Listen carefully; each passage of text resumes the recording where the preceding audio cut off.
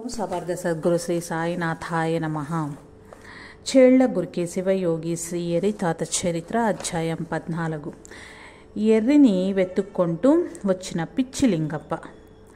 ఎర్రి తాతను చూచేందుకు, వారికి కోరికలు మనవి చేసేందుకు వచ్చిపోయే వాళ్ల సంఖ్య రోజురోజుకు పెరుగుతూ ఉండేది. తాత ప్రవర్తన, మాటలు మహిమాన్వితాలుగా కనిపించేవి. ఆయన భవిష్యవాణి వినటం వల్ల తాత అంటే పరమభక్తి కలిగింది. వ్యక్తిగత జీవిత సమస్యలు, కుటుంబ సమస్యలు, ఊళ్ళో సమస్యలు, కాల వైపరీత్యాలు మున్నగు విషయాల్ని తాతకు వివరించి పరిష్కారం చెప్పమనే వ్యక్తుల సంఖ్య దినదిన ప్రవర్ధమానమైపోయింది.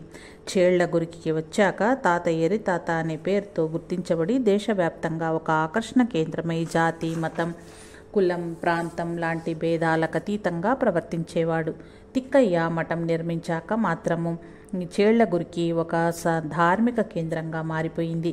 ఇది ఇలా ఉండగా ఒకరోజు దృఢమైన శరీరము కలిగిన నల్లటి వ్యక్తి ఒకడు తాత దర్శనం కోసం మఠంలోనికి ప్రవేశించాలని అనుకున్నాడు. అతడి ప్రవర్తన, దృఢమైన శరీర సౌష్ఠవం చూశాక అక్కడ ఉన్న వాళ్లకు ఆయనను లోపలికి పంపాలని అనిపించలేదు. అయితే సహనం కోల్పోని ఆ వ్యక్తి మఠ ప్రాంగణంలో ఒకచోట కూర్చున్నాడు. కొద్ది రోజుల దాకా ఎవరైనా ఏమైనా ఇస్తే తినేవాడు, ఎవరు ఏమీ ఇవ్వకపోతే అలాగే ఉండిపోయేవాడు. ఇదే అతని దినచర్యగా మారింది. ఎర్రితాత ప్రభావము ఏమో, అతడు నిర్మోహంగా, నిష్కపటంగా నిలిచిపోయాడు. అతన్ని ఎవరు అంతగా పట్టించుకోలేదు. అయినా ఎవరూ లేని వేళలో, రాత్రిపూటలలో తాత వద్దకు వెళ్ళి పాదసేవ చేయసాగాడు. ఇలా కొన్ని నెలలు గడిచాయి. మఠ ప్రాంగణంలో చెత్తనంతా శుభ్రం చేసి ఆ వ్యక్తి మున్పటిలాగే తాను నివసించే ప్రదేశంలోని నిద్రించేవాడు. ఇతడు చేసే పనులు ఎవరికీ తెలియవు. అయితే మఠమంతా పరిశుభ్రంగా ఉండటం మాత్రం కనిపించేది. చివరకు ఈ కొత్త వ్యక్తే మఠం ఆవరణను పరిశుభ్రంగా ఉంచుతున్నాడని తెలిసింది. మఠంలోని ఒకరు ఆయనకు భోజన సౌకర్యం కల్పించి బట్టలను అందించారు. మఠంలోకి స్వేచ్ఛగా సంచరించే అవకాశాన్ని కూడా కల్పించారు. ఇతడి వివరాలు ఎవరికీ తెలియవు. ఓసారి హుబ్లీ నుంచి ఒక వ్యక్తి చేళ్లగురికి వచ్చాడు. ఈ నూతన వ్యక్తిని చూసి అతడు, ఈ వ్యక్తి హుబ్లీలో సిద్ధారూఢ ఆశ్రమంలో ఉండేవాడు, ఇతని పేరు పిచ్చిలింగప్ప అని అన్నాడట. ఆ నామధేయుడైన అపరిచితుడైన ఈ వ్యక్తి వివరాలు తెలిసిన తరువాత ప్రజలు అతన్ని గురించి అత్యధికమైన ఆసక్తిని ప్రదర్శించసాగారు.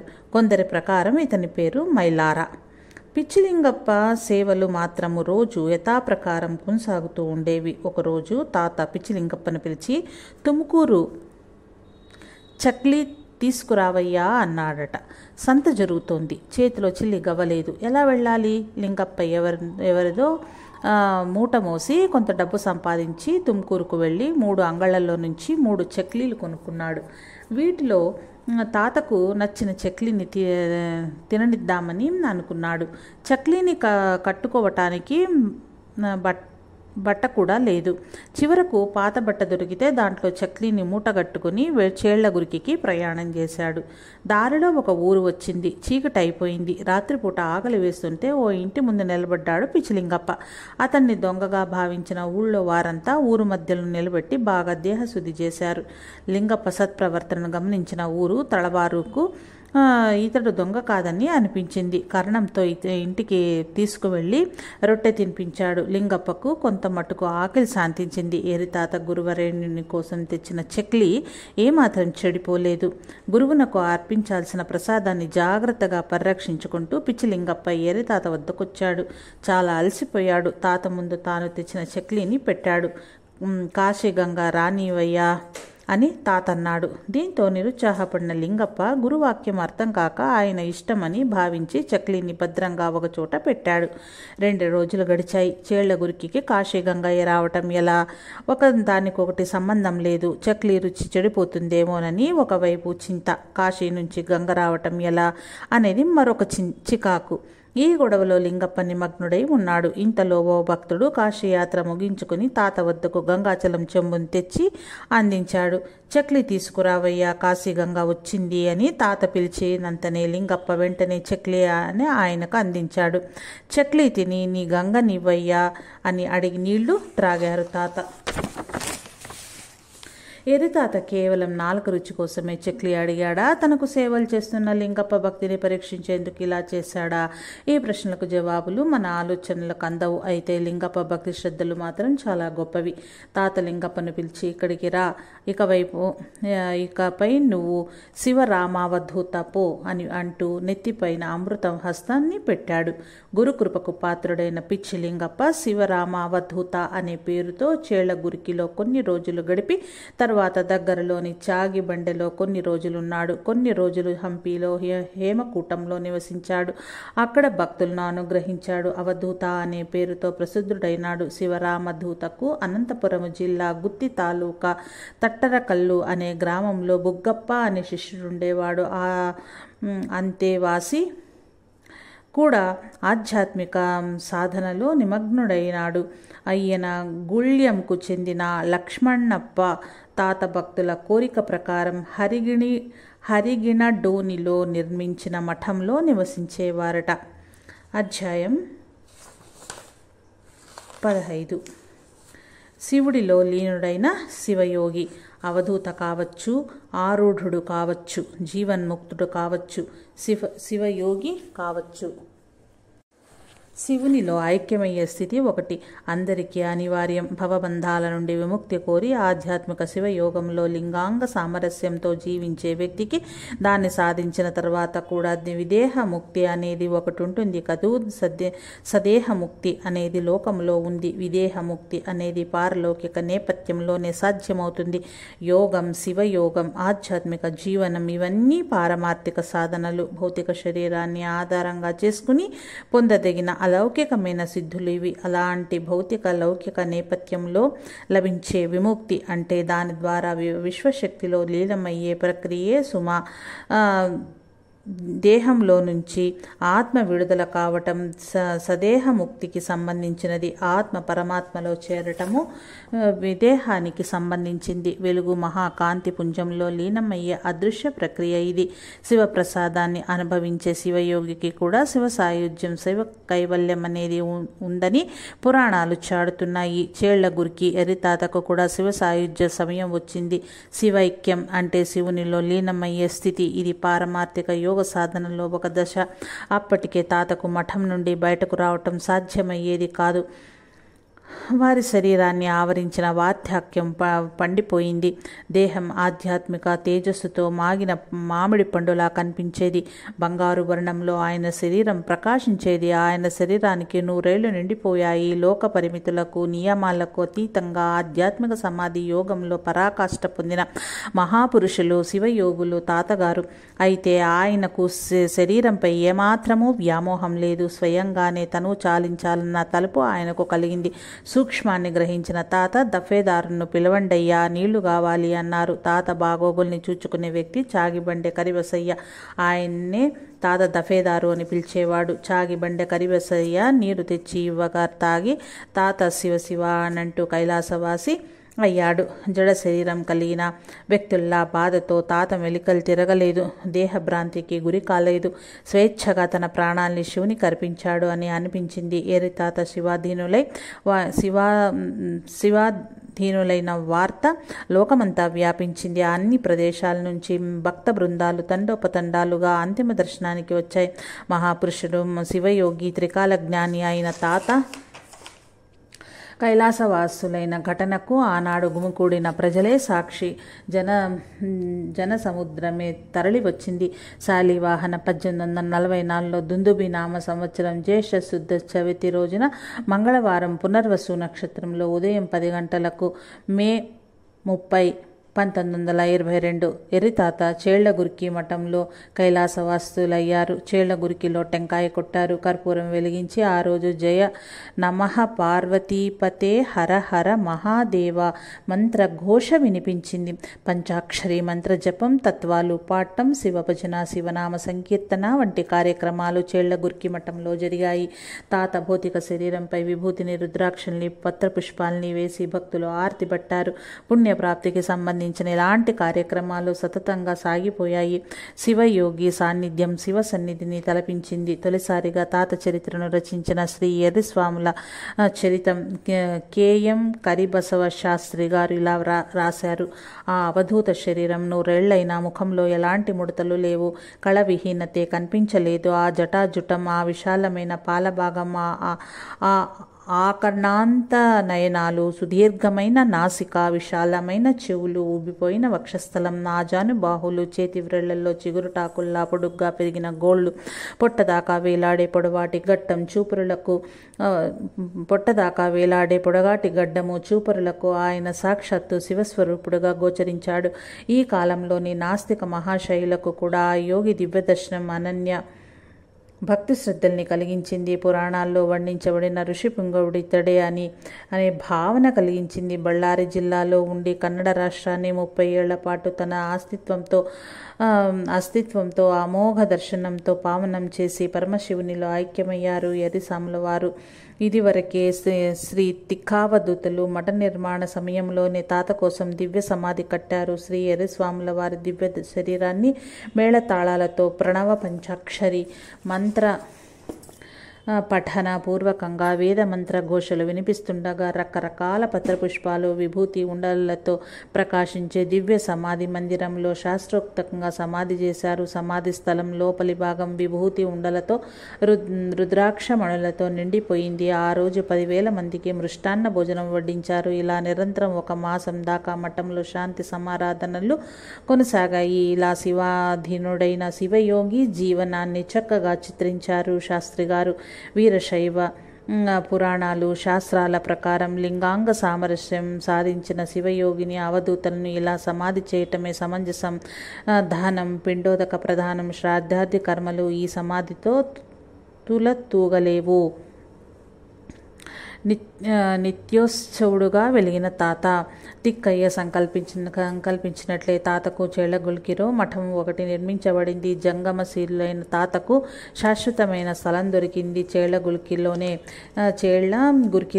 తాత తన పూర్వాశ్రమానికి చెందిన లౌకికమైన అంశాల్ని తొలగించుకుని నిర్వికల్ప సమాధి స్థితికి చేరుతూ లక్ష్యం లేకుండా సంచరిస్తూ పదే విడిది చేసేందుకు అవకాశం దొరికింది చేళ్లగురికిలో.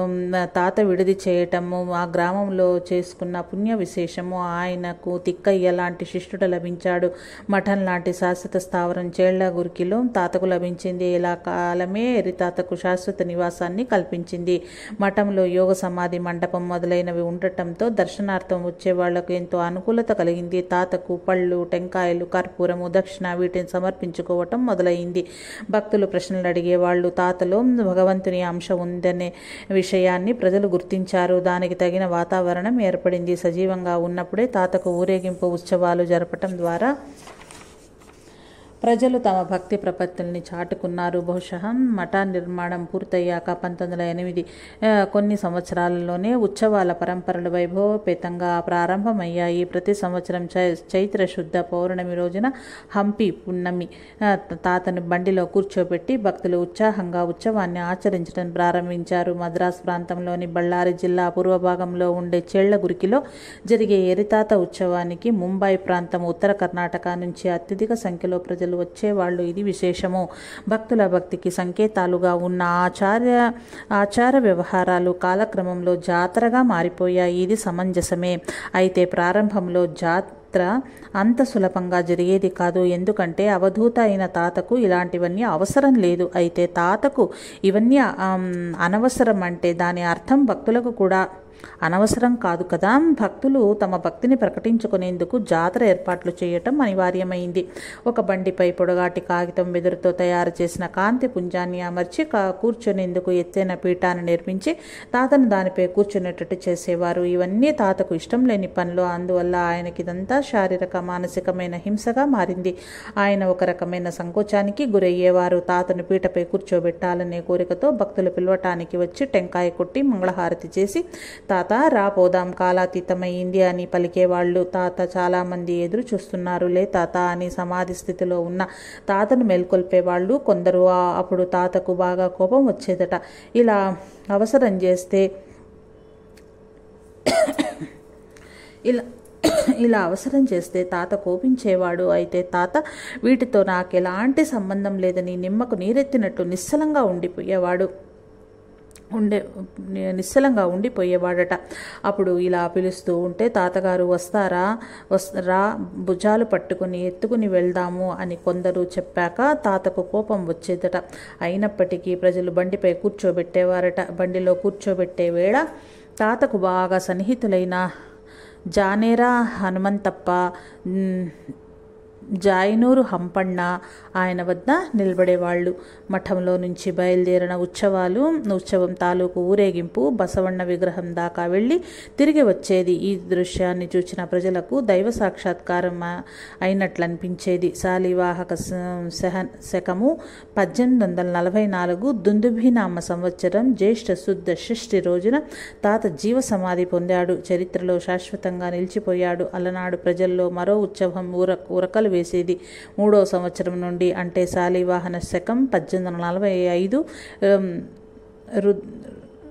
రుధిరోద్గారి నామ సంవత్సరం జ్యేష్ఠ శుద్ధ చవతి రోజున సప్త భజన, పంచమి నాడు బసవ ఉత్సవం, షష్ఠి రోజున రథోత్సవం జరిపే ఆచారం మొదలైంది. క్రమంగా తదుపరి సంవత్సరాల్లో ముత్యాల రథోత్సవం, పుష్ప రథోత్సవం జరిపే ఆచారం అమల్లోకి వచ్చింది.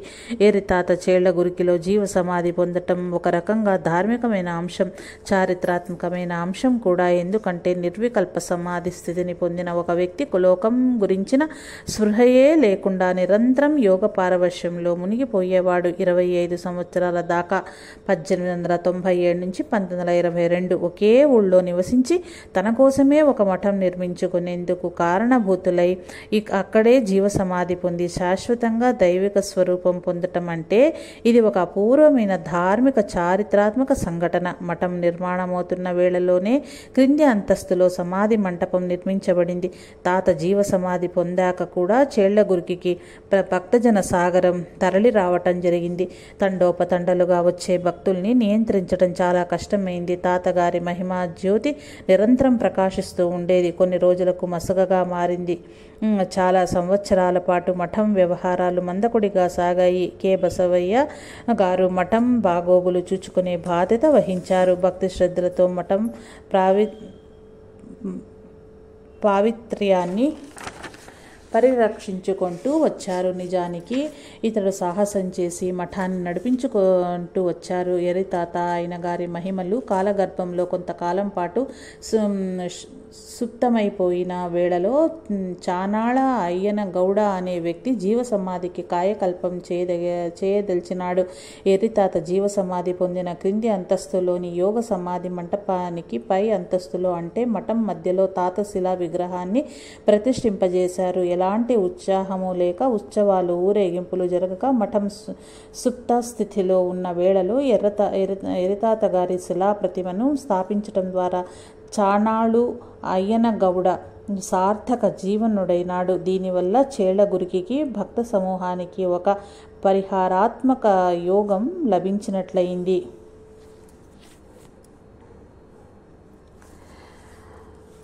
శివ సాయుధ్యం పొందాక కూడా మహిమలు చూపిన తాత ఎరితాత చేళ్లగురికి వచ్చే కన్నా ముందో తరువాతో ఖచ్చితంగా తెలీదు. ఆ తాత అవధూత వ్యక్తిత్వం ప్రభావానికి లోనై శ్రీరామలింగ స్వాములు వారనే మహానుభావుడు తాతకు సపర్యలు చేసాగాడు. బెంగళూరుకు చెందిన పట్టు వస్త్రాల వ్యాపారి ఏజీ శామಣ್ణ అనే వ్యక్తికి ఆధ్యాత్మిక అంశాలలో ఆసక్తి ఎక్కువ. అందువల్ల శామన్నకు రామలింగ మహాస్వాములతో పరిచయం కలిగింది. ఆయనతో కలిసి తిరగటం వల్ల కొంతకాలానికి పరమశిష్యుడైపోయినాడు. ఓ రోజు రామలింగ స్వాముల వారు తన శిష్యుడైన ఏజీ శామಣ್ణ గారితో అప్పుడే సమాధి పొందిన తమ గురువర్యులు ఎర్రితాత దర్శనం కోసం చేళ్లగురికి వచ్చారు. అప్పుడు తాతగారి సమాధికి సంబంధించిన యోగ మంటపం, మంగళ మఠం ఇవి తప్ప వేరే కట్టడాలు లేవు. శామಣ್ణ గారికి అన్నింటినీ చూపించి రామలింగ స్వాముల వారు, చూడు, నీవు చేయవలసిన పని, నీ సాధనా సిద్ధి అంతా ఇక్కడే అడిగి ఉంది. నీవు సద్భక్తితో తాతకు సేవలు చేసి వారు వారి అనుగ్రహాన్ని పొంది ఇక్కడే స్థిరపడిపో అని కర్తవ్యోపదేశం చేశారు. శామಣ್ణ గారికి తాను ఇదివరకే తాతగారి మఠానికి రావటము స్మృతిలో మొదలింది. ఎరి తాత జీవ సమాధి అయ్యే ముందు తమ తండ్రి గారితో కలిసి శామಣ್ణ దర్శనం చేసుకున్నారు. శామಣ್ణ ఇంటర్మీడియట్లో ఉత్తీర్ణులయ్యాక BA కోసం మైసూరుకు వెళ్లేందుకు అన్ని ఏర్పాట్లు చేసుకున్నాడు. అప్పుడు ఎరి తాత శామಣ್ణ గారికి కలలో కనిపించి మైసూరుకు వెళ్ళకయ్యా అని అన్నాడట. శామಣ್ణ అన్ని ఏర్పాట్లయ్యాయి స్వామి, ఇప్పుడు వద్దంటారా అని ప్రశ్నించాడు. దానికి జవాబిస్తూ తాత సరే వెళ్ళి రావయ్యా అన్నారట. ఇలా చెప్పటం ద్వారా 3 నెలల లోపల శామಣ್ಣకు పితృవియోగం కలగనుందన్న విషయాన్ని తాత అన్యాపదేశంగా వివరించారు. ఈ సత్యం తర్వాత తెలిసింది. అందువల్ల మైసూరులో విద్యాభ్యాసం పూర్తి కాకుండానే శామಣ್ణ బెంగళూరుకు వాపసు రావాల్సి వచ్చింది. శామಣ್ణ జాతకంలో ప్రాణగండం ఉండింది. ఆయన 39వ సంవత్సరంలో ప్రాణాపాయం కలిగించే గండం కలిగి ఉందట. ఒక జ్యోతిష్కుడు శామಣ್ణ బ్రతికి బట్ట కట్టడం సాధ్యం కాదని తెలిపారు. ఆయన 33వ సంవత్సరంలో ఉండగా, అంటే 1936లో, అంటే శామಣ್ణ గారు 1903లో జన్మించి ఉండవచ్చు. 1922లో ఎరితాత సమాధి పొందారంటే 14 సంవత్సరాల తర్వాత తాత శామಣ್ణ గారికి స్వప్నంలో కనిపించడం విశేషం. తాత తరచూ శామಣ್ణ గారికి కలలో కనిపించి సలహాలు, సూచనలు, మార్గదర్శనము, ఆశీస్సులు అందించేవారు. దీనివల్ల శామಣ್ణ భక్తి ఎంత గొప్పదో తెలుస్తోంది. అతనికి రాబోయే ప్రమాదం నుండి బయటపడటంలో ఈ స్వప్న దర్శనాలు ప్రధాన పాత్ర నిర్వహించాయి. తాత కలలో కనిపించి ఒకడు వస్తాడయ్యా, వాడే నిన్ను కాపాడుతాడు అని అన్నాడట. అంటే శామಣ್ణ గారికి రాబోయే 3 ఏళ్లలో గండం ఉండింది. దానికి ఏ పరిహారం చేయాలో తాత వివరించాడు. విచిత్రం ఏమంటే ఆయనకు తాత ఇచ్చిన సలహా కూడా జ్ఞాపకం లేదట. ఎరి తాత కలలోకి వచ్చిన 1 వారం లోపలే రామలింగ స్వాములు శామಣ್ణ గారి ఇంటికి వచ్చారు. జాతక ప్రకారం శామಣ್ಣకు 1942లో ఆపద వచ్చింది. రామలింగ స్వాముల వారే స్వయంగా ఆయనను ఆ గండం నుంచి గట్టెక్కించారు. ఈ గండం ఏమిటి, ఎలాంటిది, ఎలా దాని నుండి బయటపడేటట్టు చేస్తారు, ఈ వివరాలన్నీ తెలియవు. రామలింగ స్వాముల వారు అనుగ్రహించిన ఆయువుతో, ఆశీర్వాదంతో శామಣ್ణ గారు కొన్ని దశాబ్దాల దాకా మృత్యువును స్తంభింపజేశారు. రామలింగ స్వాముల వారు ఏ క్షణంలో ఎరితాత దివ్య వ్యక్తిత్వంతో ప్రభావితులయ్యారో తెలియదు. జీవితాంతం ఆయన అంతేవాసిగా దక్షిణ భారతంలో బాగా ప్రసిద్ధి చెందిన ఆధ్యాత్మికవేత్తగా మిగిలిపోయారు. తాత అనుగ్రహం పూర్తిగా ఆయనపై ఉంది. అందుకే రామలింగ స్వామీజీ తాత అంతటి వాడుగా, సిద్ధపురుషుడుగా ప్రసిద్ధి చెందారు. తమిళనాడులో, ముఖ్యంగా కుంభకోణంలో ఆయనకు మహాత్ముడే అనే ఖ్యాతి దక్కింది. బెంగళూరులో శ్రీ సుబ్రహ్మణ్య దేవాలయం ఆవిర్భావానికి మూల కారణం రామలింగ స్వామి గారు. మద్రాసుకు చెందిన రామస్వామి పిళ్ళై, ఎస్ఎం రామకృష్ణరావు, ఏజీ శామಣ್ణ బ్రతుకులలో మహిమాన్వితులైన సంఘటనలు జరిగేందుకు, అనుభూతులు కలిగేందుకు వీరే మూల కారణం. చాలా ఏళ్ల క్రితమే చేళ్లగుర్కి క్షేత్రం బాగా అభివృద్ధి చెందుతుందని తామ్ర శాసనం రాయించి తాత సమాధి కింద స్థాపించారు. చేళ్లగుర్కి ఉత్తర కదిరికాం అవుతుందని జోష్యం చెప్పారు. రామలింగ స్వాముల వారు శామಣ್ణ గారి జీవితంపై చెరగని ముద్ర వేశారు. చేళ్లగురికిలో చేయాల్సిన అభివృద్ధి కార్యాల్ని ఒక సాధనా సిద్ధి అని బోధించి తాత అనుగ్రహాన్ని పొంది ఆధ్యాత్మిక మార్గంలో పయనించమని రామలింగ స్వామి చెప్పారు. దాన్ని శామಣ್ణ తూచా తప్పకుండా పాటించారు. ఇలా ఉండగా రామలింగ స్వామి శామಣ್ಣకు ఆయుర్దాయం పెంచటానికి కారణభూతులయ్యారు. ఎరితాత ఆయనకు స్వప్న దర్శనం ఇచ్చి ఆశీర్వదించారు. ఇవన్నీ చూస్తుంటే శామಣ್ణ తాతగారికి అనన్య భక్తుడైపోయాడని అనిపిస్తుంది. ఇంకో మహత్తర సంఘటన శామಣ್ణ గారి జీవితంలో జరిగింది. చేళ్లగురికి రాకముందు ఎర్రితాత ఉరవకొండలో సంచరించేవాడు. దేవాలయాలలో తలదాల్చుకునేవాడు. కొంతకాలం తాత హెబ్బా వసతి జీవమ్మ (మల్లమ్మ) ఇంట్లో నివసించేవారు. నిరుపేద అయిన జీజమ్మ వంశం తాత సేవలతో పునీతమైంది, ఉద్ధరించబడింది. జీజమ్మ శ్రద్ధాభక్తులతో తాతకు సేవలు చేసింది. విశేషమేమంటే తాత రాకన్నా ముందు అల్లాస్వామి అనే మహనీయుడు జీజమ్మ ఇంటికి వచ్చేవాడు. సాధు సత్పురుషులు ఎవరు వచ్చినా శ్రద్ధాభక్తులతో సేవ చేసేది ఆమె. ఇదిలా ఉండగా నాకన్నా గొప్పవాడైన ఒక మహనీయుడు ఇంటికి రానున్నాడు, నీవు ఆయనకు సేవలు చేసి తరించు అని జీజమ్మకు అల్లాస్వామి వివరించి ఎక్కడో వెళ్ళిపోయాడట. అల్లాస్వామి మాటలంటే ఆమెకు అపారమైన నమ్మకం. తాత దర్శనం కోసం, సేవ కోసం జీజమ్మ ఎదురు చూడసాగింది. చివరకు ఆమెకు ఆ సౌభాగ్యం లభించింది. ఈ అల్లాస్వామిని శామಣ್ణ గారు రైలు ప్రయాణంలో ఉండగా ఒకసారి చూచారట. ఎక్కడో ఉన్న నన్ను వెంటనే చేళ్లగురికి రమ్ము దర్శనానికి అని పిలిచి, నేను వెళ్లేసరికి సమాధిస్థులయ్యారు. నాకు ఆయన అంతిమ దర్శనం కాలేదు అని శామಣ್ణ బాధపడుతుంటే, నేను ఇక్కడే ఉన్నానయ్యా అని తాత అన్నారట. దీంతో తేలేదేమంటే తాతది సజీవ సమాధి అని అల్లా స్వామి శామಣ್ణ గారికి వివరించాడు. ఈ అనుభవం శామಣ್ణ మనస్సుపై ప్రగాఢమైన ప్రభావాన్ని చూపించి ఉండవచ్చు. 1937-38లో అంటే ఎరితాత జీవ సమాధి పొందిన 15 సంవత్సరాల తర్వాత శామಣ್ణ గారు చేళ్లగుర్కికి వచ్చి ఎరితాత జీవ సమాధి పుణ్యక్షేత్రాన్ని సమగ్రంగా అభివృద్ధి చేసేందుకు నిర్ణయించారు. ఇంతకు ముందు ఆయన భక్తుడిగా ఏదో అవసరం కొద్దీ వచ్చారు. ఇప్పుడు గురువు ఆజ్ఞను పరిపాలించేందుకు వచ్చాడు. పరమ గురుక్షేత్రాన్ని పవిత్ర క్షేత్రంగా మార్చాలని ప్రతినబూనారు. బెంగళూరులో పట్టు వ్యాపారం చేస్తున్న శామಣ್ణ గారు అనేక పర్యాయాలు చేళ్లగుర్కికి రాకపోకలు కొనసాగించారు. అందువల్ల ఆయన చేళ్లగుర్కి పాటీల భీమన గౌడ, హిరేగౌడ్, విరూపక్ష గౌడ్, సిద్ధలింగన గౌడ్, బళ్ళారిలో మిత్రులైన తొగరి వీరమల్లప్ప వీళ్ళందరి సహాయ సహకారాలతో మఠం పునరుద్ధరణ చేపట్టారు.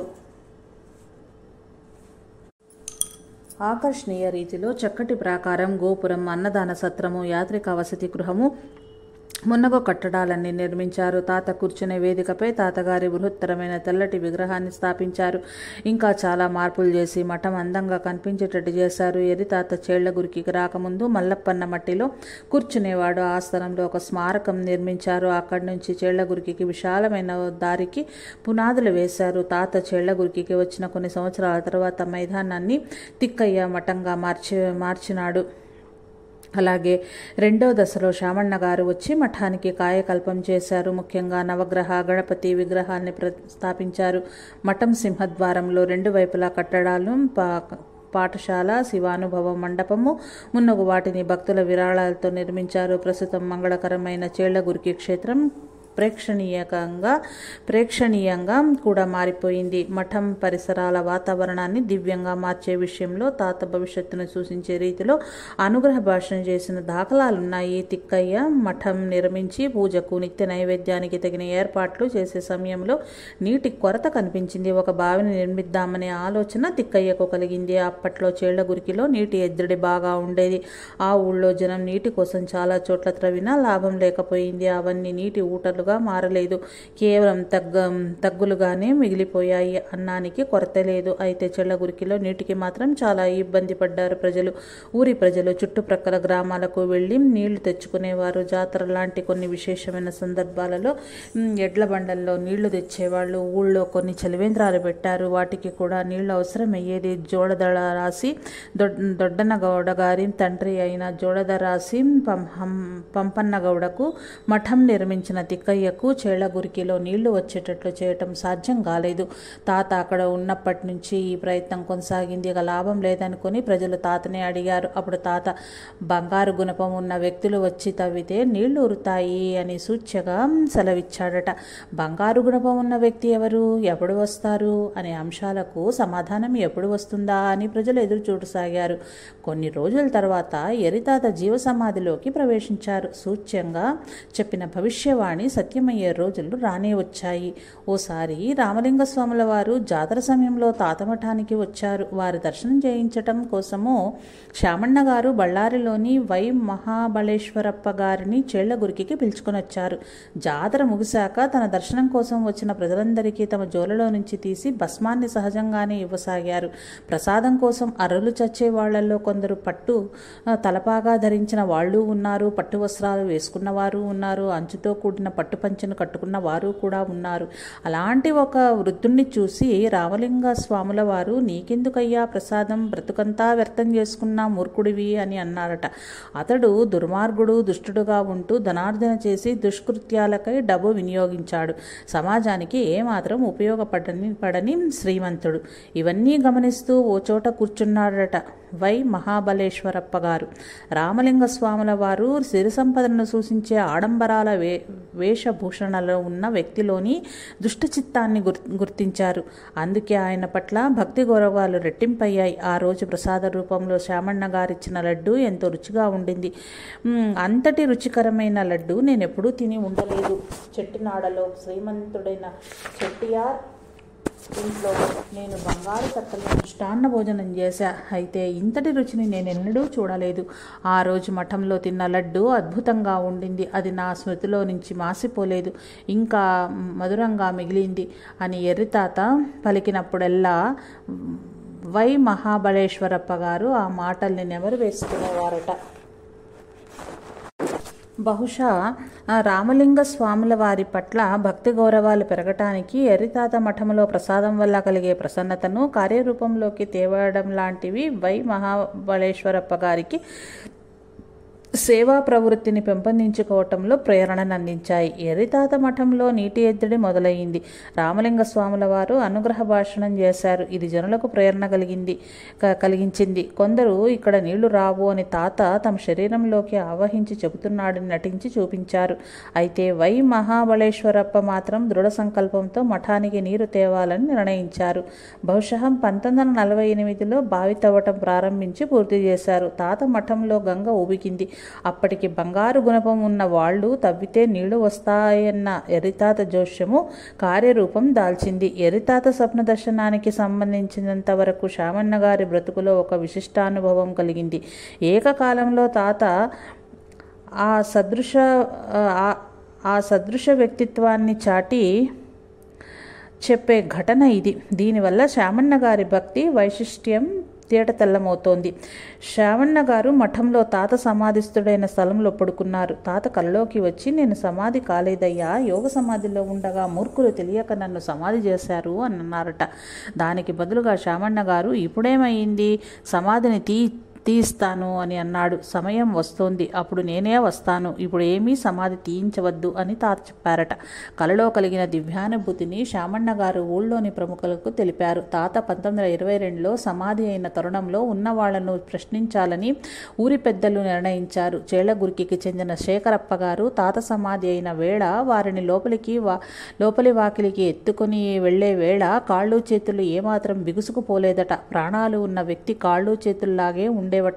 లోపల సమాధిలో కూర్చోబెట్టాక నొసటిపై చెమట బిందువులు కనిపించాయట. దీంతో ఆ సమయంలో సమాధి చేసే వాళ్లకు అనుమానం కలిగిందట. అయినప్పటికీ చివరకు తాతను సమాధి చేయటం జరిగిందట. ఇవన్నీ సమాధి సమయంలో సాక్ష్యాలుగా మిగిలిపోయిన అంశాలు. శామన్న గారి కళకు దీనికి ఎంతో సంబంధం ఉందని వీటి వల్ల మనకు తెలిసింది. శామన్న గారికి మఠం ఎదుట విద్యుత్ దీపాల వెలుగులో మఠం పేరు ఏమి రాయించాలనే విషయంలో సందేహం కలగగా స్వప్న దర్శనంలో జీవ సమాధి అని రాయమని తాత సందేశం లభించింది. కలలో తాత చెప్పిన విధంగా చేళ్లగుర్కి ఎర్రితాత మఠానికి జీవ సమాధి అనే నామఫలకం వేయించటం ద్వారా శామన్న గారు మఠానికి నూతన కళను సంతరించినట్లయింది. ఈ విషయంలోనూ తాత స్వప్న దర్శనము ఒక అద్భుత ఘటన అనేది సత్యం. శామన్న గారు ఎర్రితాత జీవ సమాధి అయ్యాక 11.5 సంవత్సరాల తరువాత చేళ్లగుర్కి అభివృద్ధి కార్యాన్ని చేపట్టారు. తర్వాత 2 దశాబ్దాల పాటు సేవ చేశారు. రామలింగ స్వాముల వారు చెప్పినట్లే శ్రీలంకలో ప్రసిద్ధమైన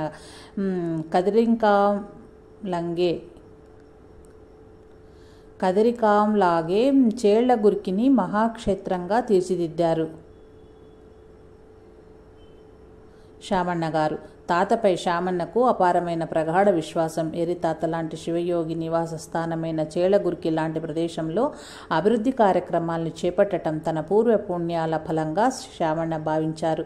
దాంతో పుణ్యక్షేత్రానికి కావలసిన మూలభూతమైన భౌతిక భవనాల్ని నిర్మింపజేశారు. మరో ధార్మికమైన మహత్తర కార్యాన్ని చేయాలని ఆయన సంకల్పించాడు. ఈ పుణ్యక్షేత్రంలో జంగమ వటు దీక్ష కార్యక్రమాన్ని ఏర్పాటు చేయటం ఆయన సంకల్పం. సమాజాన్ని ఆరోగ్యవంతంగా ఉంచటంలో ధార్మికమైన చైతన్యం ప్రధాన పాత్రను పోషిస్తోంది. ఒకవైపు జంగమ వటు దీక్ష అనే ఆధ్యాత్మిక సాంప్రదాయాన్ని గౌరవించినట్లయింది. మరోవైపు చేళ్లగుర్కి క్షేత్రాన్ని ధార్మికమైన విలువలతో పావనం చేయటం, ఈ 2 కార్యాలు చేయటంలో శామన్న సఫలీకృతుడయ్యాడు. శామన్న గారు ఎర్రితాత చరిత్రను రాయాలనుకున్నారు. ఈ విషయాన్ని ఆయన రచయిత, నాటకకర్త, సంగీత విశారదుడైన కనుక కళానిధి జోళదరాసి దొడ్డన గౌడ గారితో, సాహితీవేత్తలు, పౌరాణిక సార్వభౌములైన శివ చెన్న బసవేశ్వర గారితో చర్చించారు. చివరికి ఒక తీర్మానం జరిగింది. దొడ్డనగౌడ గారి శిష్యులు కవులు నటులైన వైఎం చంద్రయ్య గారికి తాత గురించిన చారిత్రాత్మక అంశాలని సేకరించే గురుతర బాధ్యత ఇవ్వటం జరిగింది. ఈ కార్యంలో శామಣ್ణ గారి పుత్రులైన ఏఎస్ చంద్రశేఖరప్ప గారు కూడా ఆసక్తిని చూపారు. 1949లో కెఎం కరిబసవ శాస్త్రి గారు ఎరితాత గురించిన తొలి గ్రంథం రాశారు. వచనం లావణి రూపంలో ఉన్న ఈ గ్రంథంలో తనకు లభించిన పరిమిత సమాచారాన్ని తాత చేళ్లగురికి వచ్చిన తరువాత జరిగిన సంఘటనలన్నీ వర్ణించారు శాస్త్రి గారు. శాస్త్రులు స్వయంగా తాతను చూశారు కాబట్టి ఈ గ్రంథానికి ఎంతో విలువ ఉండేది. అయితే తాత గురించిన సమగ్ర సమాచారం ఇందులో లేదు. అందువల్ల తాత గురించిన చరిత్రాకాంశాలు వర్ణించే గ్రంథం ఆవశ్యకత ఏర్పడింది. దీనికోసం సమాచార సేకరణ చేసేందుకు వైఎం చంద్రయ్య గారిని నియమించటం జరిగింది. చేళ్లగురికిలో మల్లప్పనహట్టికి తొలుత తాత వచ్చాడు. అలనాటి విషయాల గురించి సమాచారం సేకరించేందుకు వైఎం చంద్రయ్య అక్కడ సంచరించారు. చంద్రయ్య గారు కళ్యాణదుర్గం, దొడ్డబళ్ళాపురం, తుముకూరు, లింగనహళ్ళి మున్నగు ప్రదేశాల్లో పర్యటించారు.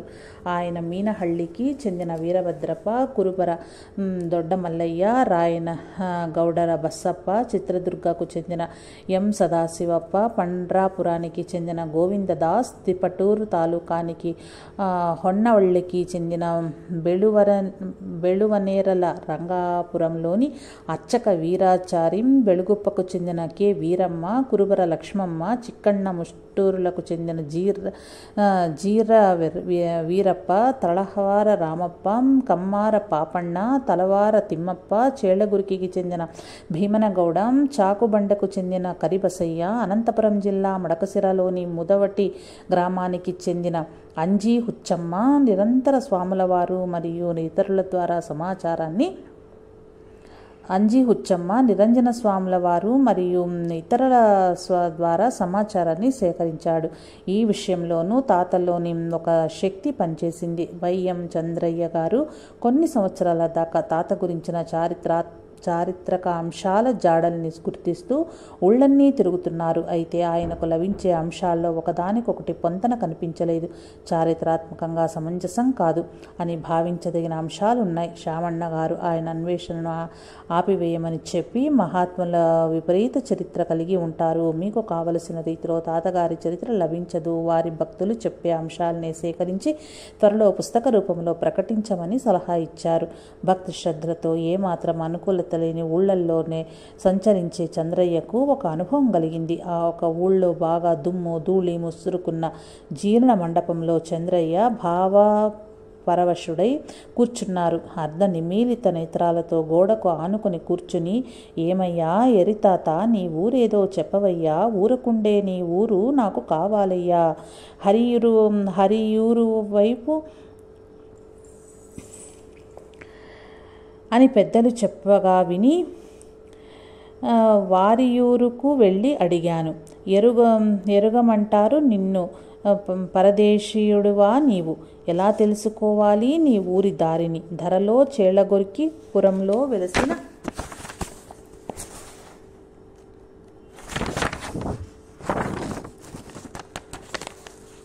గురు ఎరితాత, నీవే ఎరుగుదువయ్యా అని ఆలపిస్తూ మగతగా కన్నులు రెండు మూసుకున్నాడు. చెవి వద్దకు పోనీ లేవయ్యా అనే మాటలు ఆయనకు వినిపించాయి. నిద్రపోకపోవటం వల్ల తక్షణమే కళ్ళు తెరిచి చూస్తే చుట్టూ ఎవరూ లేరు. ఇది తాత మాటేనని నమ్మి నిశ్చయించి ఊరికి వచ్చి జరిగినదంతా వివరించాడట. తాను సేకరించిన సమాచారాన్నంతా జోళదరాసి దొడ్డన్న గౌడకి అందించారు. దాన్ని ఆయన ఒక క్రమంలో పెట్టి సి.వ. చెన్నబసవేశ్వర గారికి ఇచ్చి గ్రంథ రచన చెయ్యమని అన్నారు. సేకరించిన సమాచారం క్రమంలో అమర్చిన సమాచారం, అదనపు సమాచారం, పూరకమైన సమాచారం అన్నింటినీ చదివి గ్రంథం రాయటానికి సి.వ. చెన్నబసవేశ్వర గారికి కొన్ని నెలలు, కొన్ని సంవత్సరాలు పట్టాయి. ఇదిలా ఉండగా చేళ్లగురికి మఠాన్ని జీవసమాధి క్షేత్రంగా మార్చి సర్వతోముఖాభివృద్ధి సాధించిన శామಣ್ణ గారు తమ జీవితంలోని అత్యధిక కాలాన్ని తాత మఠానికే వినియోగించారు. అలాంటి ఏజీ శామಣ್ణ గారు నవంబర్ 14, 1960వ తేదీన పరమపదించారు. ఎర్రి తాతగారి పరమభక్తులైన శామಣ್ణ గారిని తాతగారి జీవ సమాధి ప్రాకారంలో సమాధి చేయటం జరిగింది. ఈ రకంగా ఆయన తాత అనుగ్రహానికి పాత్రులయ్యారు. చేళ్లగురికి గ్రామం తాతగారి పాదస్పర్శతో పుణ్యక్షేత్రమైంది. తిక్కయ్య ప్రయత్నంతో తీర్థస్థానమైంది. శామಣ್ణ గారి వల్ల దర్శన భాగ్యం కలిగించే క్షేత్రంగా మారిపోయింది. ఎక్కడి నుంచో వచ్చి చేళ్లగురికిని పావనం చేసిన వీరి లక్ష్యము, ఉద్దేశము ఎవరికీ అర్థం కాదు. భక్తాదుల నుండి విరాళాలు స్వీకరించి జీవ సమాధి క్షేత్రాన్ని నిత్యనూతనంగా అభివృద్ధి చేసిన శామಣ್ణ గారు ఓసారి మళ్ళీ తిక్కయ్య వస్తారు అని అన్నారట. దానికి జవాబుగా జోడదరాసి దొడ్డనగౌడు గారు వస్తారనటం దేనికి? వచ్చారు. తిక్కయ్య గారు శామಣ್ణ గారి రూపంలో వచ్చారు. అప్పుడు చేయాలనుకున్న పనులను అన్నింటినీ ఇప్పుడు చేస్తున్నారు అని అన్నారట. అభినవ తిక్కయ్యగా శామಣ್ణ గారు వచ్చి తమ భక్తి యొక్క శక్తిని ప్రదర్శించారు. తాత సాన్నిధ్యంలోనే సమాధి అయ్యే పుణ్యాన్ని దక్కించుకున్నారు. శామಣ್ణ గారి కోరిక మేరకు తమ ఊళ్ళోని మఠద హంపయ్య పాడే తిక్కయ్య పదాల్ని, తాత గురించి పాడే మిగతా పద్యాల్ని, ఆర్తి స్తోత్రాల్ని, జోలపాటల్ని, తాను రచించిన పద్యాల్ని ఒక చోట చేర్చి అంతవరకు లభించిన సమాచారంతో ప్రస్తావన రాసి సిఏ చెన్నబసవేశ్వరులు గారితో కలిసి దొడ్డనగౌడ గారు 1960లో ఎర్రితాత భక్తి గీతాలోని గ్రంథాన్ని ప్రకటించారు. మఠం ధర్మకర్తలు దీని ప్రచురణ బాధ్యత వహించారు. అయితే సిఏ చెన్నబసవేశ్వరులు రాయాల్సిన ఎర్రితాత చరిత్ర రచన వాయిదా పడుతూ పోతున్న తరుణంలో దురదృష్టవశాత్తు ఏజీ శామಣ್ణ గారు పరమపదించారు. వారి పుత్రులు ఏఎస్ చంద్రశేఖరప్ప ఒత్తిడి వల్ల 1963లో చేళ్లగురికి శ్రీ ఎర్రిస్వాముల లీలావిలాస గ్రంథం ముద్రించబడింది. ఒక మహాత్ముని వెల, విలువ, గొప్పతనం మరో మహాత్మునికి మాత్రమే అవగాహనకొస్తుంది. మహామౌనం. ఇద్దరు మహాత్ముల సంభాషణలో ఎన్నో తెలియని అర్థాన్ని చెబుతోంది. ఇది ఎవరికీ ఎన్నటికీ స్ఫురించనిది. చెళ్లగురికి ఎర్రితాతకు సేవలు చేసేందుకు, దర్శనం పొందేందుకు వచ్చిన వారికి తిక్కయ్య, శివరామవధూత, నిరంజన స్వామి, రామలింగ స్వాముల వారంతటి మహనీయులే ప్రత్యక్షంగా సేవలు చేశారని చరిత్ర సాక్ష్యం చెబుతోంది. హుబ్లీ సిద్ధారూఢులు, షిరిడి సాయిబాబా కూడా వచ్చారన్న వదంతి ఉండేది. శివయోగులైన ఆదోని తాలూకు హోల్వి చరణగిరి మఠానికి చెందిన శ్రీ రుద్రముని మహాస్వాముల వారు ఉరవకొండకు వెళ్లే వేళ చేళ్లగురికిలో దిగి తాత దర్శనం చేసుకున్నారనేందుకు మౌఖికమైన సాక్ష్యాలున్నారు. పూజ్యులు 1929-30 మధ్యలో పరమపదించారు. మైసూరులోని పంచగవి మఠానికి చెందిన శ్రీ గౌరీశంకర మహాస్వాముల వారికి ఎర్రితాత సమాధిలో నుంచే నిజరూపంతో దర్శనమిచ్చారట. తాతగారి జీవ సమాధిలో ధ్యాన నిమగ్నుడైన వేళ ఎర్రితాత ప్రత్యక్ష దర్శనమిచ్చాడట. 30 ఏళ్ల పాటు కాశీలో విద్యాభ్యాసం చేసి వీరశైవ సాంప్రదాయానికి చెందిన ధార్మిక విధి విధానాల జ్ఞానం సంపాదించి ఆధ్యాత్మిక సాధనలో పరిణితులైన పూజ్యులు చేళ్లగురికి రావటం ఒక అద్భుతమైన చారిత్రక సంఘటన. పూజ్యులు 1952లో పరమపదించారు. బళ్ళారి సమీపంలో అల్లీపురంలో స్థిరపడిపోయిన శ్రీ మహాదేవతాత కూడా తాతతో సంభాషించినట్లు సమాచారం లభించింది. ఆయన 1947లో చెళ్లగురికి వచ్చారు. మహాదేవతాత భక్తుల కోరికలకు తలొగ్గే వ్యక్తి కాదు. తన అభిష్టానికి భక్తులు తలొగ్గేటట్లు చేసే నిరంకుశ జంగముడు, శివయోగి అయిన మహాదేవతాత చేళ్లగురికి వచ్చి జీవసమాధి ఆవరణంలోకి ప్రవేశించి ఎర్రితాత గారితో సంభాషించారు. దీనికి బళ్ళారికి చెందిన పాటీల శంకరగౌడ గారి వాక్యాలే సాక్షి. ధార్వాడలోని మరుఘా మఠానికి చెందిన శ్రీ మృత్యుంజయ మహాస్వాముల వారు చేళ్లగురికిలోకి ప్రవేశిస్తూనే పుణ్యక్షేత్రం అనిపించుకున్న ఆ నేలను తాకి మట్టికి నమస్కరించిన తర్వాత ఎర్రితాత గారి జీవ సమాధిలోకి ప్రవేశించేవారు. తరచూ వచ్చి పోతున్న పూజ్యులు మఠంలో నిత్య అన్నదాన సౌకర్యాన్ని చూచి వారానికోసారైనా సత్సంగ కార్యక్రమం జరగాలని నిర్ణయించారు. ధార్వాడ మురుఘా మఠానికి చెందిన అఖిల భారత శివానుభవ సంస్థ కార్యదక్షులైన వై మహాబలేశ్వరప్ప గారికి ఆదేశాలు అందించి చేళ్లగురికిలో శివానుభవ శాఖలు ప్రారంభించారు. తొలుత జోడదరాసి దొడ్డనగౌడ గారిచే శివానుభవ ప్రవచనాలు జరిపించారు. తాత జాత్రా మహోత్సవం సందర్భంగా వార్షిక శివానుభవ విశేష కార్యక్రమాన్ని ఏర్పాటు చేశారు. పూజ్యులతో పాటు మురుఘా మఠం ఉత్తరాధికారి అయిన శ్రీ మహాంత స్వాములు కూడా వచ్చేవారు. చిత్రదుర్గ చిన్మూలాద్రి సంస్థాన మురుఘా మఠ స్వాములు, మైసూరు సుత్తూరు సంస్థాన మఠానికి చెందిన శ్రీ శివరాత్రీశ్వర రాజేంద్ర మహాస్వాములు, హొసపేట శ్రీ కొట్టూరు స్వామి సంస్థాన మఠానికి చెందిన శ్రీ సంగన బసవ మహాస్వాములు, గదగ్లోని శ్రీ తొంటదార్య సంస్థాన మఠానికి చెందిన శ్రీ సిద్ధలింగ మహాస్వాములు, బళ్ళారిలోని సువర్ణగిరి సంస్థాన మఠానికి చెందిన శ్రీ చెన్నాబసవ మహాస్వాములు, గుడదూరు శరణులు, బెంగళూరు కైలాసాశ్రమ స్వాములు, తంజావూరు కరూరు సిద్ధయోగులు, హిరియమఠం స్వాములు మొదలగు మహనీయులు తపస్సులు చేళ్లగురికి వచ్చారు. దేశ ఉపరాష్ట్రపతి అయిన డాక్టర్ జాకిర్ హుసేన్, మైసూర్ ముఖ్యమంత్రి కెంగల్ హనుమంతయ్య, బీడి జత్తి, గవర్నర్ శ్రీ జయచామరాజేంద్ర ఒడయార్ చేళ్లగురికి పుణ్యక్షేత్రాన్ని సందర్శించారు.